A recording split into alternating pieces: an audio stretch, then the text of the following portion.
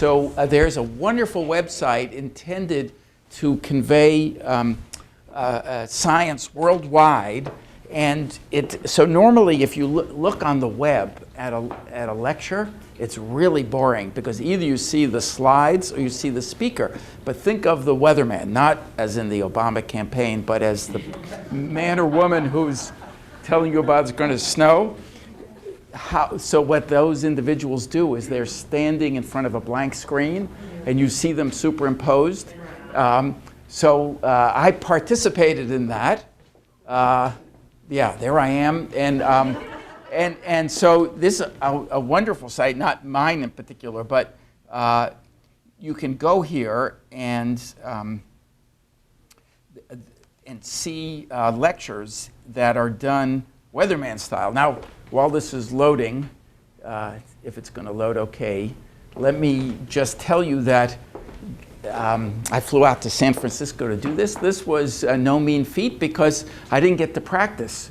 So there's a blank screen and there's a monitor and I'm supposed to point. And I was pointing here when the thing was down there and it was all very embarrassing. And after the fact, there was some poor technician who had to try and match me up with what it was. But let me just give you a sense of this. If I can, you'll just so you get the flavor of it. But it's called iBioseminars, and if you just Google iBioseminars, you'll find it in 2 seconds. So here I am, and well, I don't have the mic, but you can. The idea is that the speaker is standing right in front of the slides, and I had to adjust all my slides when it mattered to make room for me. Although still occasionally I block the crucial thing. So anyway, it's loaded with wonderful talks on all kinds of subjects by many wonderful scientists. And so I think you might find that a resource of great value to you. So in fact, a version of this very talk that I'm about to give you is posted on that site. I gave 3 talks that are linked on that site, and this is one of them. And it has to do with chance, stochasticity. So when I grew up in science, I grew up with the view that everything was deterministic. Everything was hardwired in cells, and the way cells went about doing their business, turning on genes and forming liver and kidney and so forth, was all following some preordained program. But it's emerged in recent years that there's a fair amount of chance in many cases. And I'm going to tell you why, and I'm going to give you diverse examples, mostly from microbes, but not only from microbes. So microbes use chance as a way to cope with uncertainty, and I'll make that case. But let me begin with this famous quote from Albert Einstein, who paved the way for much of modern physics, and including Heisenberg's famous uncertainty principle, which said you can't know both where something is and how fast it's going at the same time. And he resisted this to his grave. And so Einstein said, I, at any rate, am convinced that he does not play dice. Well, he does, or she does. If you, I'm going to argue that she does sometimes play dice. Not always, but sometimes. So, so this is especially true in bacteria, and I'll give you a variety of examples of this. So, let's consider life on the micron scale, the world inhabited by bacteria. So, imagine yourself a poor bacterium. You are buffeted by all kinds of changes in the environment.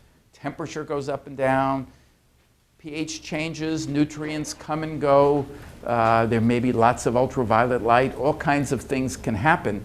And the bacterial cell has to survive in this ever-changing environment. How does it do so? Well, the traditional way, and the way it usually does, the way we all know about, is that bacteria, like other organisms, have systems for sensing and responding to cues from the environment.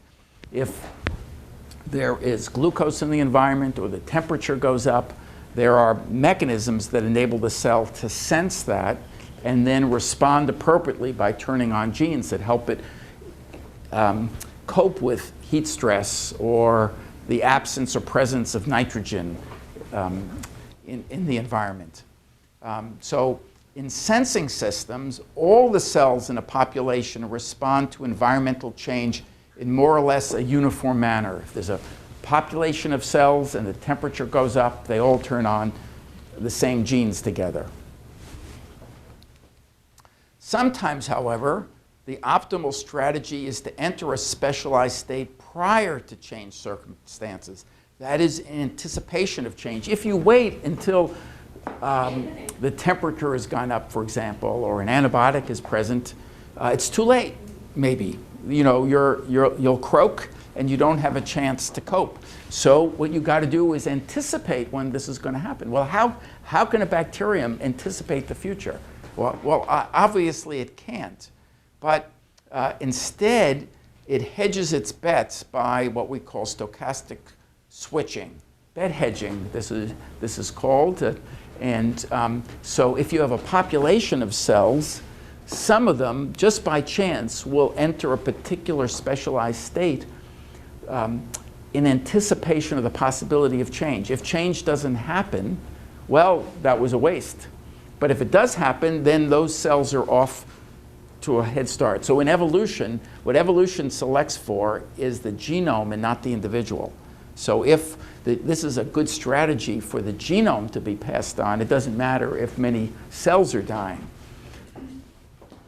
So let me begin with a famous example that's for which recently there was a wonderful experiment that I'm going to show you that illustrates this point. It's called the persister state, and it's long been known that when you challenge bacteria and pathogens with antibiotics, certain cells in the population mysteriously survive without becoming resistant. So everybody knows, of course, that bacteria can become resistant to antibiotics genetically, and that's a big problem.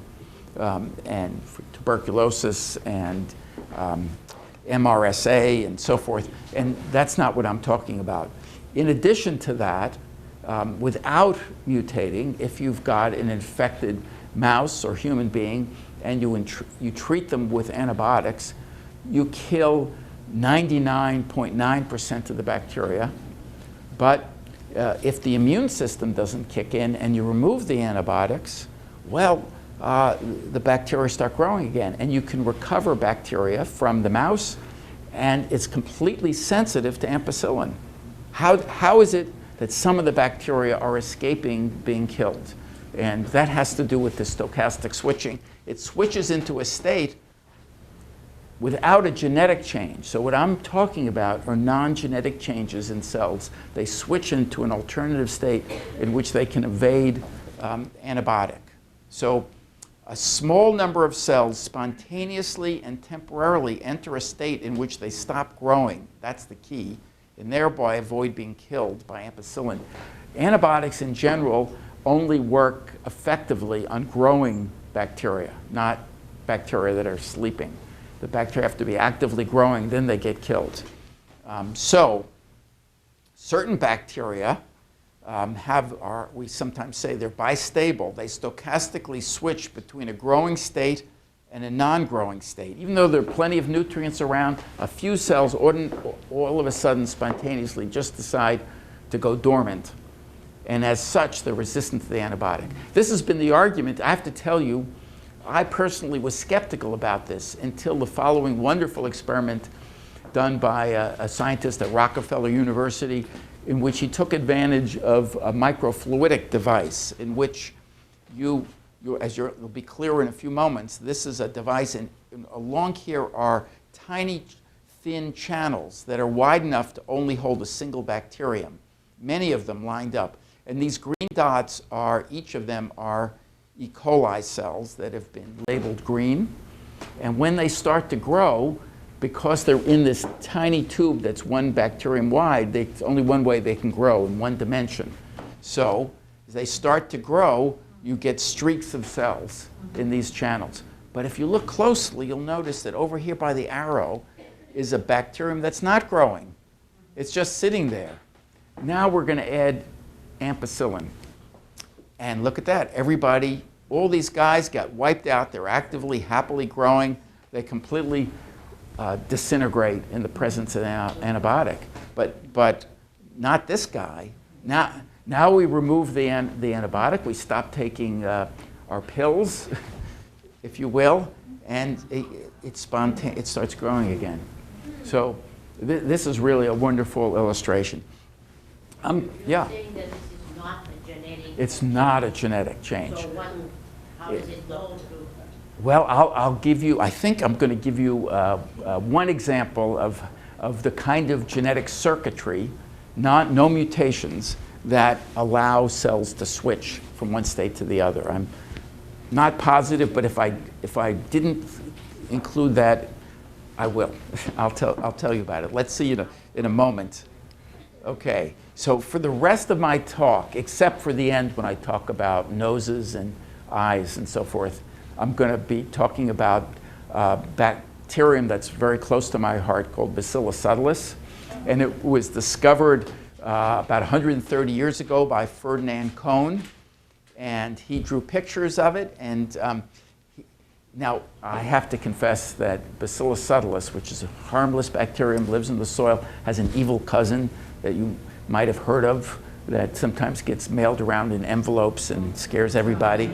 Well, anthracis was discovered by Robert Koch at the same time that Kohn discovered subtilis, and they decided it was really expensive to publish these plates in the journals, so they decided to share one. And the two papers were back to back, and some of these are Kohn's drawing and some are Koch's drawings. I actually dug this out of one of Harvard's wonderful libraries where they have these old collections of things. So I'm going to give you 4 examples from B. subtilis, which I think is the champion of stochasticity. I call the first one growth versus competence. The second one, swimming versus chaining. The third one, eating versus being eaten. We're going to enter the world of cannibalism. And community versus individuality. So growth versus competence. So it turns out that B. subtilis has the capacity to take up DNA from the environment and incorporate it into its chromosome. It's a way, well, this is a way of changing itself genetically to pick up genetic information that might help it in future circumstances. But not all subtilis cells all the time can do this trick. The cells have to enter a specialized state. This state is called competence. They're competent to take up DNA, and that occurs stochastically. And when a cell is in that state, it's not growing, so that's a disadvantage. But if some useful genetic information floats by, it can grab it, pick it up in its chromosome, and that could be useful in the future.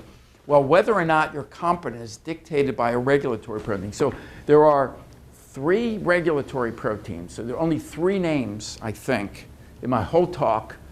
Don't worry about complicated arcane names. So the first of them is called COMK. It's a regulatory protein, and it governs this switch, which is a noise-driven stochastic switch. And let me just yes, I'm going to give you tell you how it works.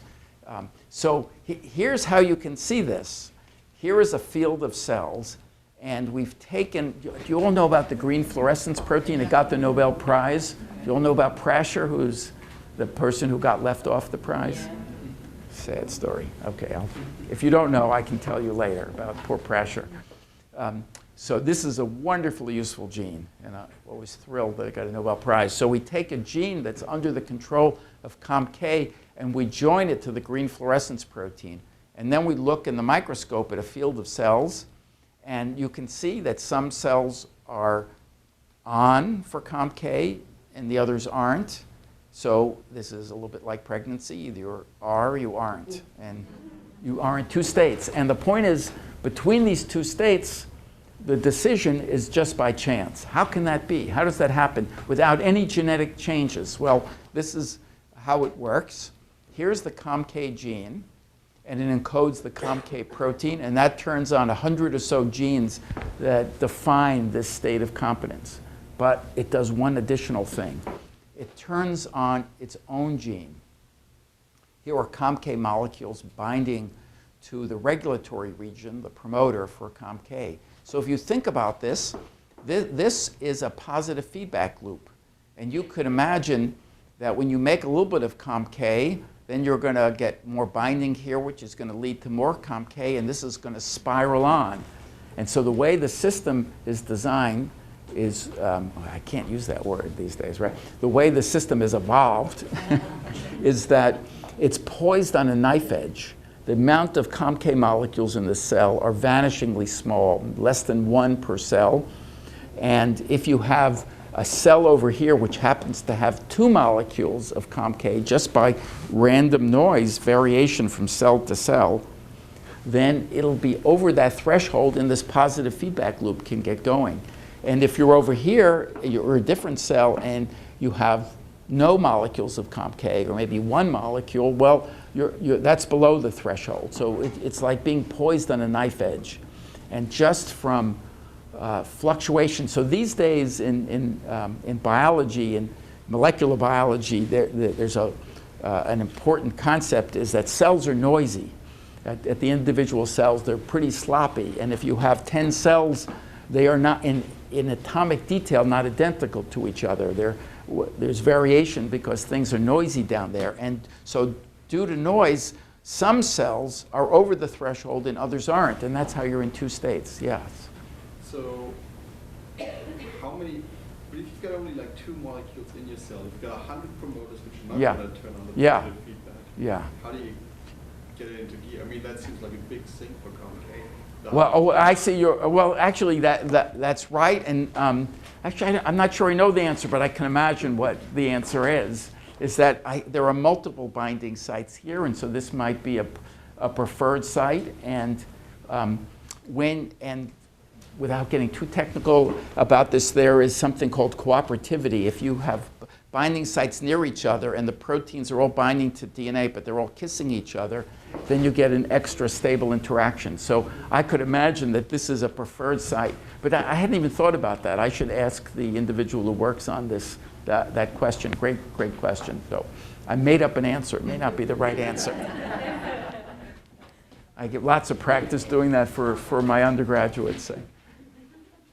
They always ask me things I don't know the answer to. Okay, here's my second example. This is a bit more spectacular, I think, because this is something that emerged from my own lab, and we call it motility versus chaining. So for many years, before we started to do fluorescence microscopy, we would look at B. subtilis in the microscope. And one thing we always noticed about it is it had long chains of cells. These are chains of individual cells. You can see that there's cells have divided, that the daughters have remained stuck together, and so they're in chains. And there are also cells that are singlets or doublets.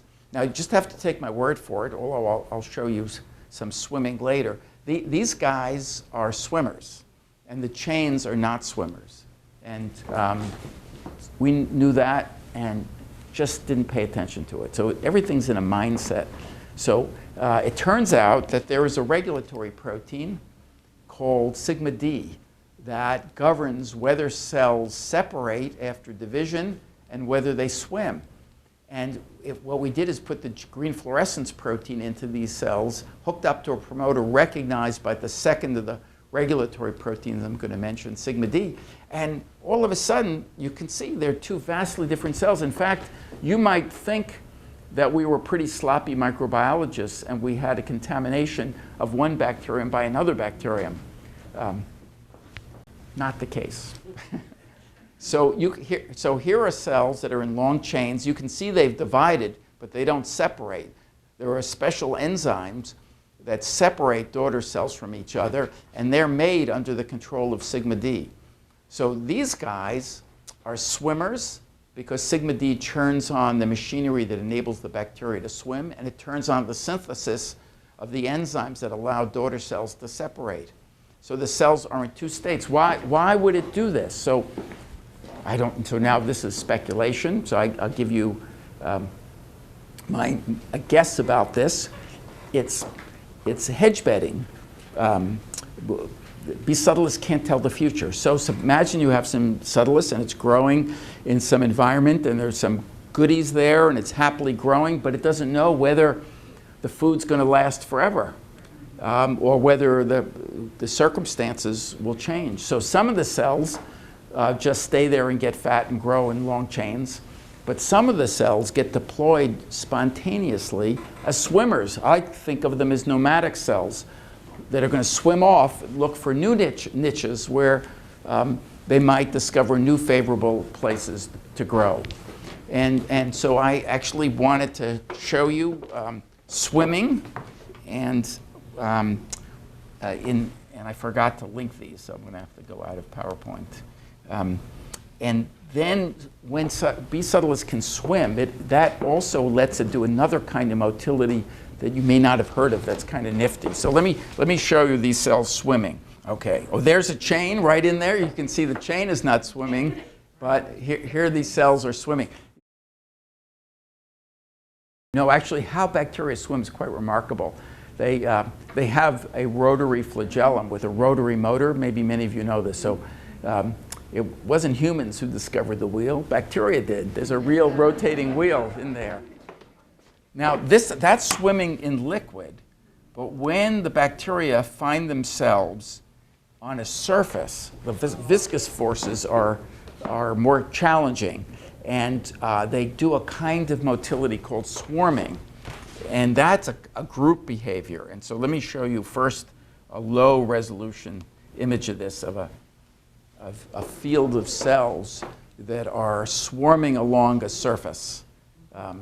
Moving out. Now, the flagella are involved in this, and what I'm going to do next is show you a close-up and a slowdown of cells in that swarm, because the way well, let me tell you how it works first, and then I'll show it to you.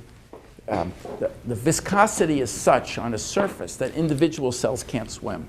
So they form little packs of cells called rafts, in which they're holding hands with each other, so to speak, and then all of their flagella are harnessed for moving. And you'll see in the movie, if you look closely, that only the cells in the packs are moving. Some cells fall off and they can't swim, and others run into a pack and they can join the raft, and then they can move too.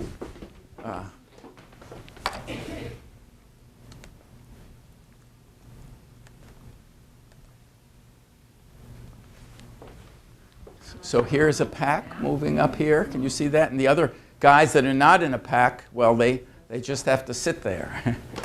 So I can do that one more time for you, and then you can see that. Are the flagella linked, or they just? It's not known in detail, but presumably, I didn't see, somehow they're holding hands through their tails. That their flagella are somehow interwoven in a way that allows them to swim, but keeps them joined to each other, and just how that happens is not known, but I think it's pretty nifty. So the point is that the bigger point I wanted to leave you with is that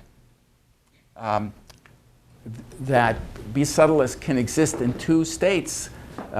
One that allows it to swim, either swim or swarm, depending on the circumstances, and the other in which it forms long sessile chains, and we can imagine why that may be the case. There's a stochastic switch there, and we haven't elucidated the molecular mechanism. In the case of COMK, it's well known. In the case of sigma D, it's a hot item to solve, to figure out how that works. So we're hot on the trail. Yes? Do the ones that form chains have flagella that just don't work, or do they not have flagella? They don't even have flagella, because that regulatory protein, sigma D, turns on all of the genes. Oh, there are maybe 30 or 40 of these genes that go into building a flagellum. So the motor that drives it and the flagellum itself is not made when sigma D is absent. Okay, whoops. All right, this is maybe my most spectacular example, biologically speaking, eating versus being eaten. So when starved for nutrients, B. subtilis enters a pathway that culminates in making a spore. So this is the topic that's nearest and dearest to my heart that I've been working on almost since the time of Ferdinand Cohn. And entry into this state is governed by a master regulatory protein called SPO0A, the third name, I think maybe the last name that I'll impose on you. And I'm going to digress for a second to tell you a little bit about how a cell converts itself into a spore.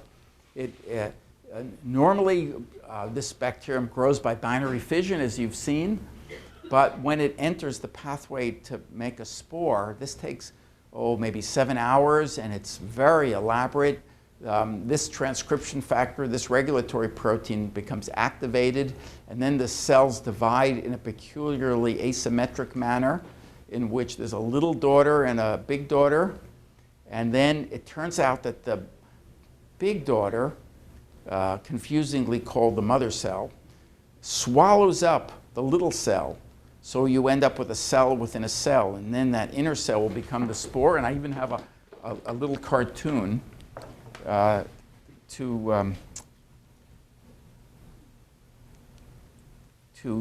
show this to you. So let me show this to you first in 2 dimensions, so to speak. These are chromosomes, and this mother cell swallows up and wholly engulfs the future spore, pinching it off so it's typologically isolated. And then the mother cell nurtures the developing spore, helps build a shell around it. And here is a sort of a 3-dimensional representation of this. No particular intellectual merit, just that it's fun to show it. And I might as well go all the way and show you how this becomes a spore, that it involves forming structures known as a cortex and a coat that are protective layers around the spore. And I'm not going to dwell on all the details, but this occupies a lot of the activity in my lab. And now what's going to happen is this is going to mature into something that looks like a golf ball, the spore. And then the mother cell, having done her job, commits the ultimate sacrifice, liberates the spore, which can remain dormant for long periods of time, or in a moment's notice, crack open like an eggshell and give rise to a cell that divides by binary fission. So these are the most macho spores on the planet. That's part of the reason anthrax was such a threat, because these things can survive for eons, and their extravagant claims about how long they actually do survive. I can't resist telling you one little aside. So years ago at Harvard, Francis Crick gave a lecture on the origin of life, and he announced that all these experiments with nitrogen and methane and electricity, it was all nonsense. It was inconceivable that life could have arisen on Earth. Instead, he subscribed to panspermia, which held that life arose elsewhere in the universe and was sent to Earth by intelligent life, and the only life form that could make the journey was a bacillus spore. And so we all evolved from bacillus spores. And I was just a young guy at the time. And I remember one of my now colleagues here at Harvard, Matthew Messelson, stood up and said, well, Francis, if what you say is true, then if they went to all the trouble of sending spores to Earth, they would have sent us a message. If only we knew how to sequence DNA, we might learn the secret of the universe. Well, now I know the sequence of the B. subtilis genome, and I've been staring at it for a long time. And so Crick has passed on, so, okay.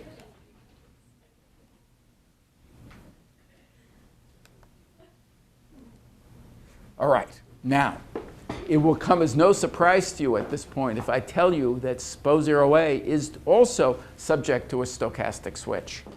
And we can, once again, as you'll see in a moment, visualize that by the same experiment using green fluorescence protein hooked up to a promoter that's controlled by SPO0A, regulatory to a gene under OA control. So the way this transcription factor gets activated is when the cells are starved for nutrients. Starved for nutrients, they get worried about the future. But they don't all willy-nilly go down the pathway to become spores. Some do and some don't, because OA is activated only in some cells. And you can see that here. You can see the green guys, and everybody is stained with a red dye, but you can see who's green and who isn't.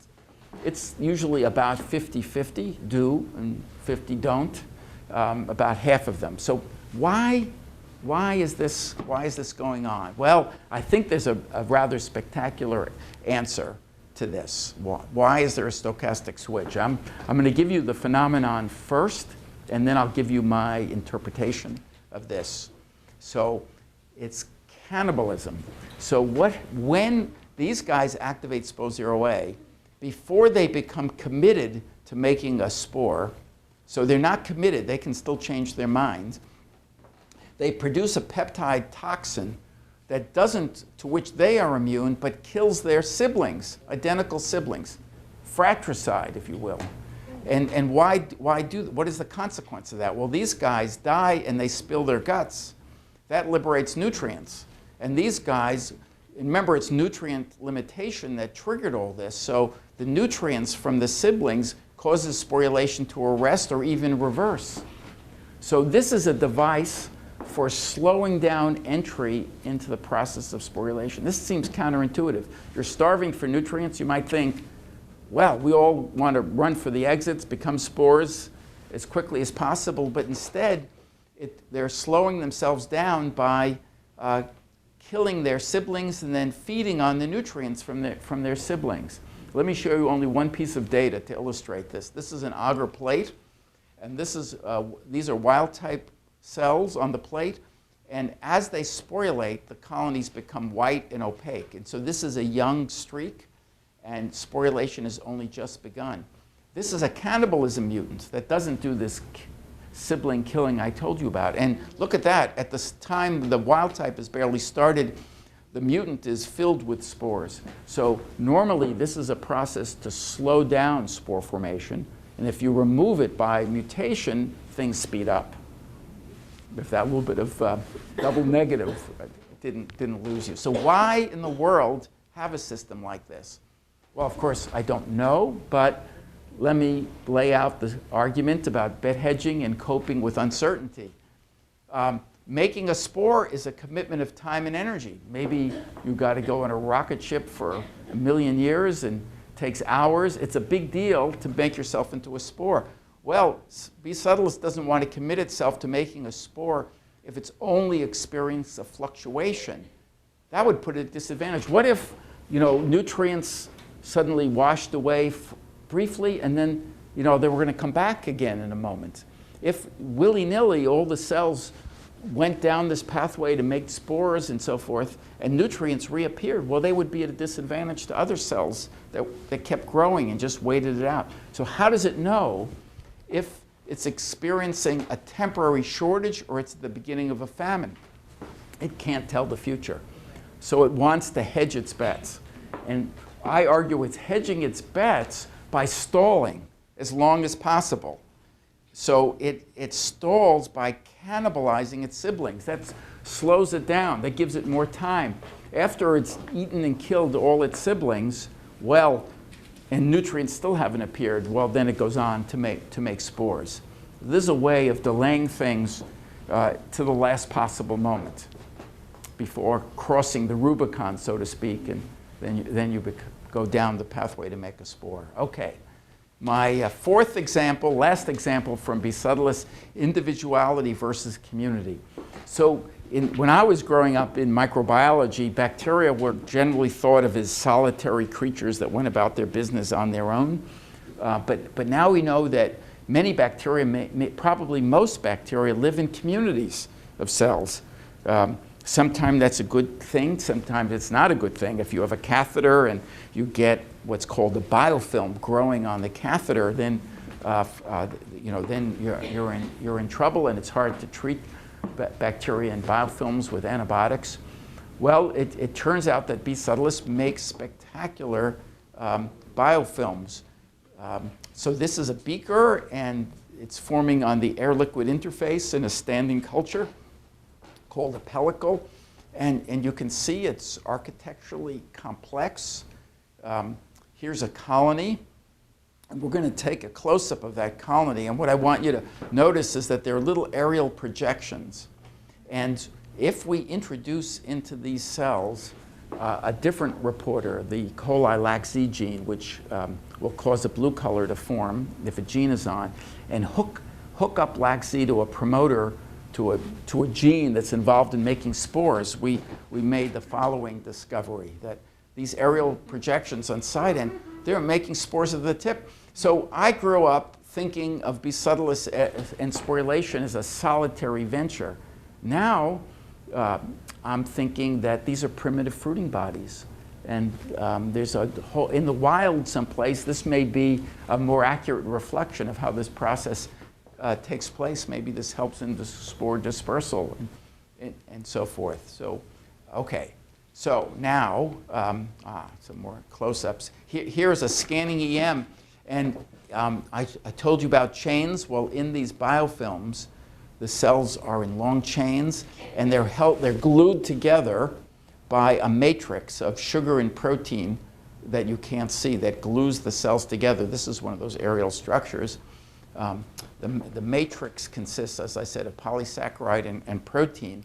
And I want to give you just a whiff of how the cells turn on the production of this matrix to lead up to my last stochastic example. So here's the matrix. Well, the genes for the matrix are under the negative control of a repressor. Well, how do we turn these genes on? We got to get rid of the repressor. Well, there's an anti-repressor. This is a protein that binds to the repressor, grabs it, and holds it inactive.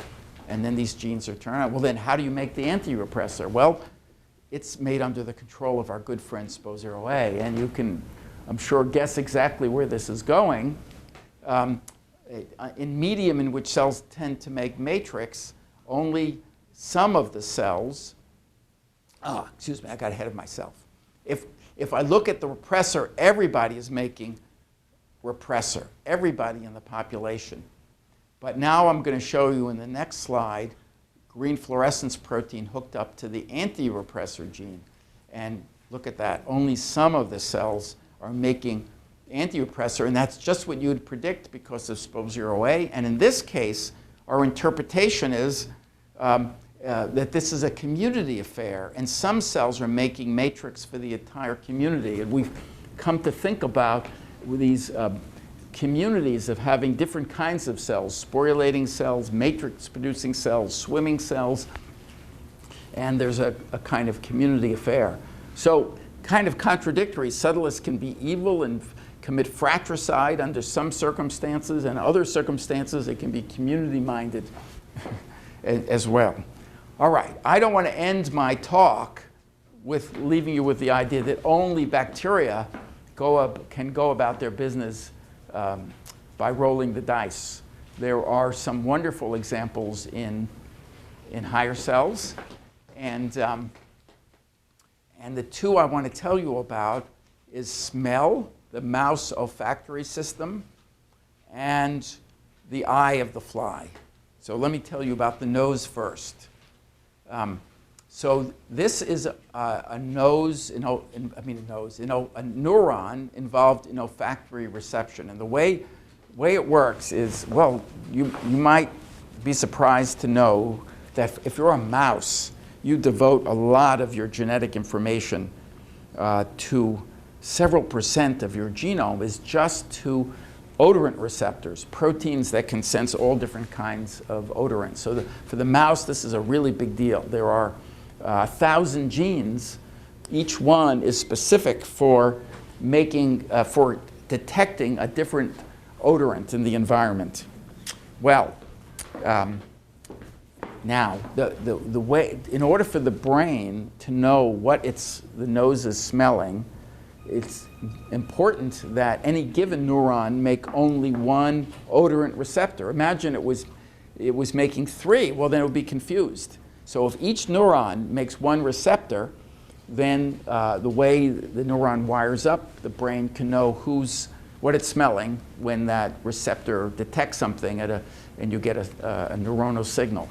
Okay, so here's the question. What kind of strategy would allow you to ensure that every cell is only choosing 1 out of 1,000. Actually 2,000, because remember, this is a diploid organism, so everything is present in 2 copies, and only 1 can be expressed. Well, you could probably sit down with a piece of paper and design some complicated regulatory network that would be hardwired that would ensure that this happens. That would probably be awfully complicated. The mouse is a lot smarter than that.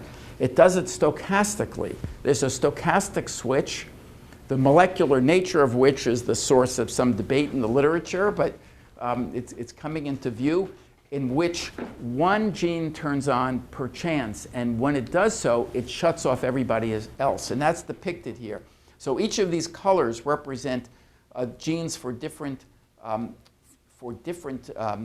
odorant receptors, and this red one is on, and when it's on, that excludes everybody else, even its mate on the homologous chromosome, from being expressed. So this is stochastic choice, and so this is a really elegant solution to the problem. So if you've got many neurons, each one is making the choice randomly, so on average, all of them will be expressed someplace or another. And that's how the mouse does it. Now I'm going to show you maybe not a more spectacular example, but certainly a more beautiful case. And that has to do with the eye of the fly. So eyes, yeah. Does that mean that every mouse, or I assume the same thing goes in people, everybody's brain is wired differently to get the same smells? Well, all right, so that's a very interesting question. How does a neuron that's producing a particular odorant receptor wire up in a sensible way with the brain? And that's a hot area. I don't know the answer to it, but you put your finger on, I'm not even sure that it's fully known, but it's a great question. How is it that a receptor for detecting sugar, that neuron goes to wired up properly so that the brain senses it as sweet when it gets a signal? I can tell you this, that in worms, simpler than mice, you can do experiments in which you take a neuron that's expressing, say, a sweet receptor, and you swap it with one for a sour receptor, and by genetic engineering, and now the worm is confused and it thinks sour is sweet and sweet is sour. And so if, for example, there's something noxious, it'll move towards the noxious agent if you switch them. So it's all in the receptor, and you can fool them that way. But how it wires up, it's a wonderful question, and I think it's largely not understood. But yeah, okay. So, all right, so now the eye of the fly, vision. So flies, like many other insects, don't have simple eyes like us. They have compound eyes, which are composed of zillions of little tiny eyes called ommatidia. And ommatidia, among other things, produce one of 2 color-sensitive rhodopsins, RH5 or RH6. And you've got this whole field of eyes, and you want some cells to make the blue light receptor and the others the green light receptor. And once again, you could maybe hardwire this, but actually if you did, you might have part of the eye that was blue and part green, and people in vision field tell me that would not be an effective way of sensing color differences in the environment. What you want is them all interspersed with each other. And the fly achieves this by a stochastic switch. Once again, the molecular mechanisms are just emerging, but here's this is beautiful. So this is the eye of the fly, and the ommatidia are expressing either the blue rhodopsin, shown here, or the green one. And if you stare at this, I hope you'll see there's no consistent pattern. Like here are 3 blues in a row, here's a blue by itself, and so forth. You will notice there are more greens than blues, so this is a biased switch. It's biased in favor of green by about 70-30, but any individual cell is making a random choice.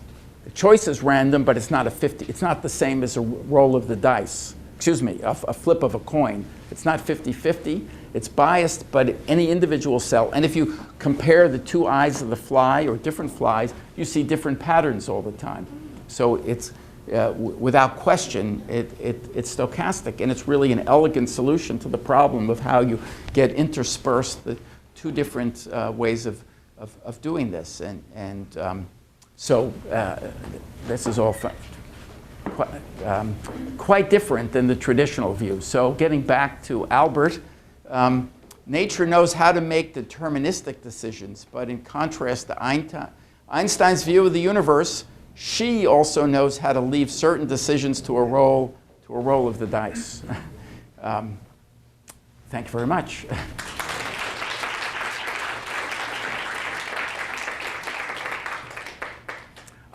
This story, and if you're particularly interested in this, I hope a little bit interested, it's on the iBio seminars, one of my 3 talks. And also I wrote a review on that sort of mirrors this talk for Science Magazine about a year ago. So that you could read it there, aimed at a general audience.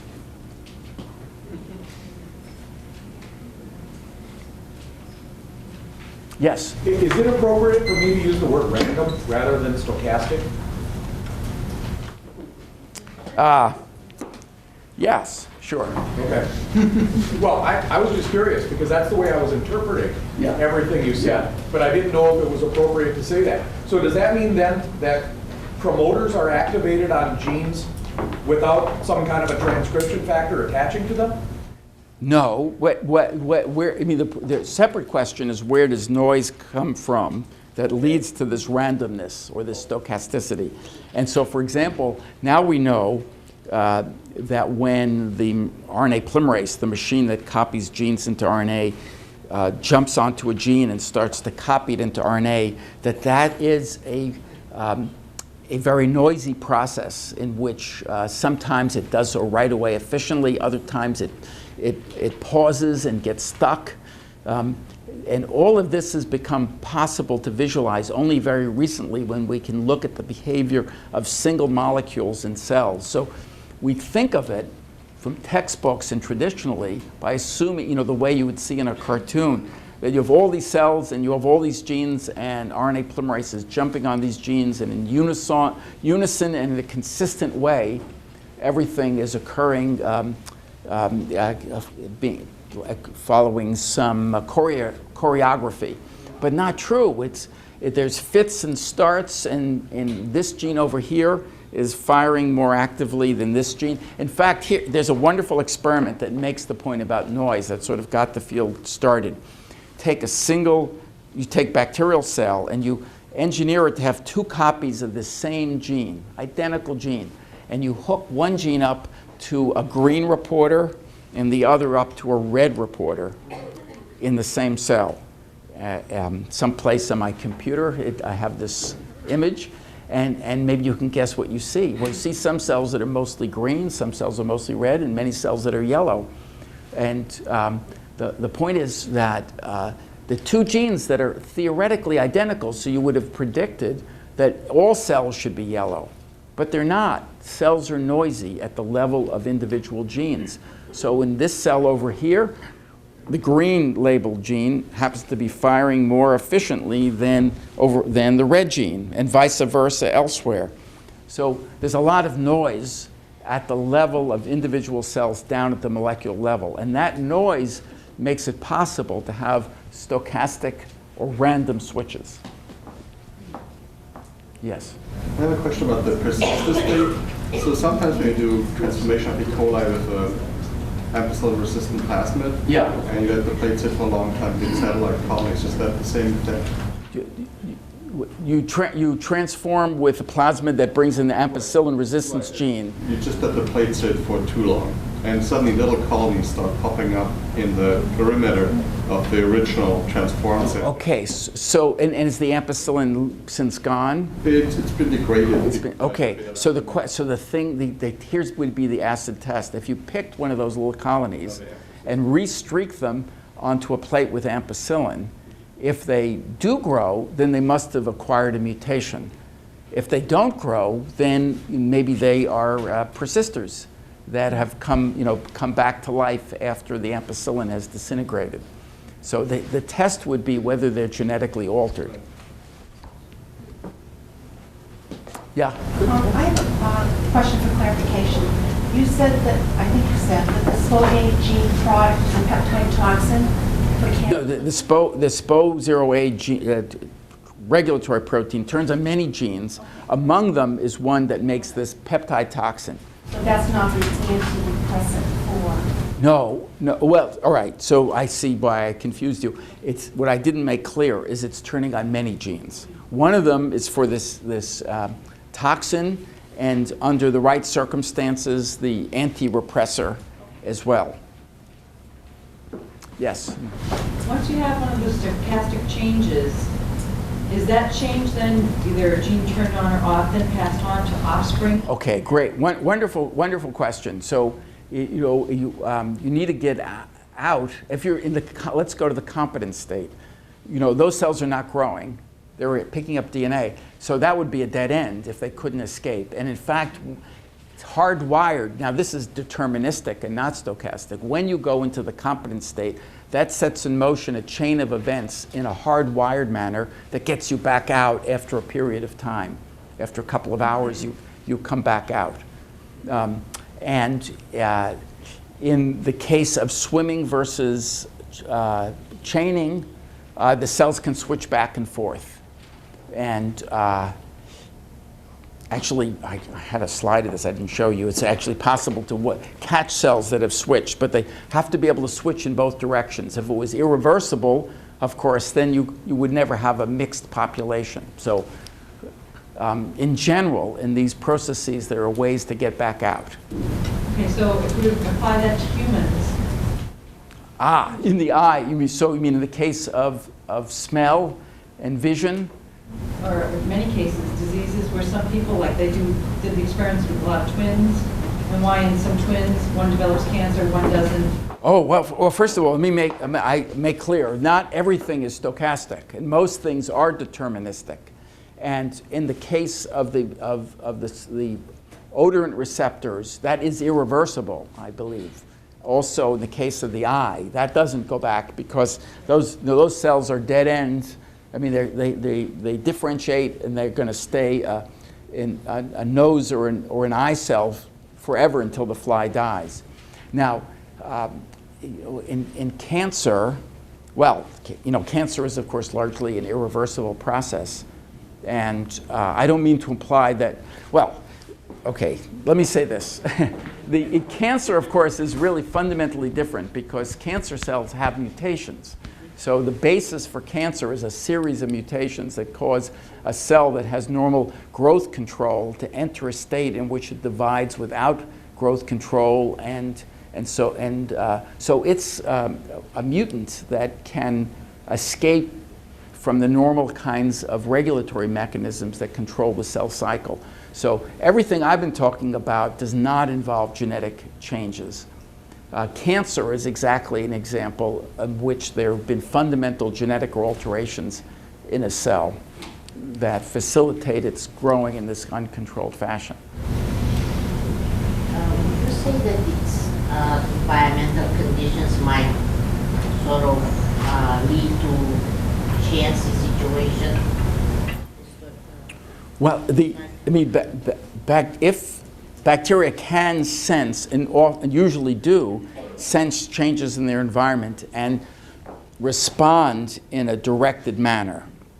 The examples I told you about occur independently of environmental changes. They happen spontaneously. So that's the important distinction I want to make. That many things, there's a sensor and you turn on certain genes. These are cases in which there is a random event going on. It's what we call a stochastic switch that is independent of the environment. But through evolution, that has optimized this as an effective strategy to kick off two kinds of cells. Yes? So, but for some of this phosphorylation medium, right, so you can tilt the balance. Yes, so you can have biased switches, and it's, yes, I'm oversimplifying a bit, but under some conditions, you can get a much higher proportion of cells that activate SPO0A than in other conditions. So individual cells, switches can be biased, and you can, through the environment, influencing it in some cases. Not in the competence case, but in the sporulation case. So yes, that starts to get confusing because it's blurring the lines, but you're right. Yeah, way in the rear, you had it. So is this ability to sort of engage in these stochastic responses common to bacteria? I think that this is something that we're going to see many more examples of, because it makes good sense for bacteria to, for the case of the persister cells, if you wait until ampicillin appears, it's be too late. But if some of your brethren have deployed themselves in a dormant state, then even if ampicillin comes along, they're going to survive. And it's, as I said, the genome that evolution is acting on, not the individual. So I think that in the future, we'll see more and more examples of this. Oh, I mean, there are more examples of this, but yes. I'm assuming that what we saw in your examples in the petri dish, that those are all in a single individual. They're all identical. They're all the individual cells. Genetically, in all my examples involve genetically identical cells. That's the crucial distinction. Yes, you can get all kinds of chance variation between bacteria genetically. They can mutate in all different kinds of ways, and mutation is a random process. But these are random events that involve no change in the genome. There are regulatory switches that can flip one way or the other. So yes, that's a crucial distinction. Yes. About the spore formation for the receptors. Yes. You said something about timing, that the spore will desporulate, regenerate itself after a certain amount of time. And also, Germinate. Yeah, germinate. And also, environmental factors? Or how long? For germination, how does that work? Yeah, Oh yeah, so that's a great question. So the spore actually has receptors in it, down underneath the thick shell, and there are channels and small molecules. For example, alanine is a very good germinant. It depends on the species, and if there's alanine in the environment, it goes down through the channel, reaches the receptor, and that causes the spore to hydrate. The reason the spore is so macho, it's like a crystal. It's completely dehydrated, and it's in this dehydrated state that makes it very resistant to time and environmental stress. But when that receptor gets activated, water rushes in, and it hydrates again, and it can start growing. Quite remarkable. It can go from a crystalline state back to a growing state. That's actually alanine and certain sugars, and often combinations of them. So particular species, probably having to do with environmental circumstances and evolution, will have receptors for different kinds of small molecules. So germination is triggered by nutrients, by small molecules in the environment that are a cue that good times have returned. And how long can it stay in the spore state? How long can it stay in the spore state? Well, that's controversial. Probably at least hundreds of years. But there are claims in the literature. There's a fellow, I'll tell you, there's an amusing story, a fellow who managed to get a paper published in Science claiming that he could take amber from the Caribbean in which there were insects trapped in the amber. And there's certain bacillus species that live in a symbiotic relationship with insects. And so he dissected out and, 2 million year old amber, and claimed to have brought back to life bacillus that was 1 million years old, right? And of course, was it a contaminant or not? And so he convinced people enough that he got that in Science. But then he claimed that he could recover spore-forming bacteria. Then he could recover fungi. And then the next thing everyone knew, he he started he could recover yeast, and he started a beer company called Amber Ale. It was clear this guy was a fraud. And it was, but he duped the editors at Science, and they published this thing. So 1 million years seems, even on theoretical grounds, unlikely. What about asteroids? Excuse me? What about asteroids? Like from out from space, like this. How long could in principle, could a spore? Come from that. Well, you know, it's how long would it take spores to get here? If Francis Crick were right, how long could you have made the journey? And there are people who, I mean, DNA is a fragile molecule, and you know, even in a spore, it's undergoing damage with time. People who really know this subject, and I don't, tell me that it's just not plausible. You know, maybe a couple of 100 years, that's about it.